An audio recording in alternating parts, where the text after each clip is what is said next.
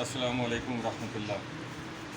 یہ آج آپ کے سامنے سنت جامع کیا جا رہا ہے۔ یہ نبی کریم صلی اللہ تعالیٰ علیہ وآلہ وسلم کی سنت مبارکہ بھی ہے، صحابہ کی بھی سنت ہے، اور نبی کریم صلی اللہ علیہ وسلم نے بخاری شریف میں 4 مقامات پر مختلف جو ابواب ہیں اس میں ارشاد فرمایا اس کے بارے میں، اور ایک میں یہ ارشاد فرمایا جس کا مفہوم ہے کہ اس میں شفا ہے۔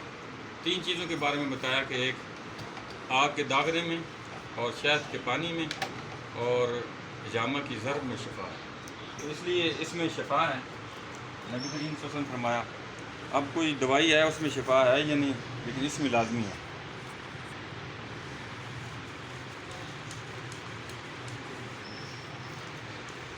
یہ اس کا معدہ گڑبڑ ہے، جگر کا پرابلم ہے، اس سلسلے میں یہ جامع لگایا جا رہا ہے۔ یہ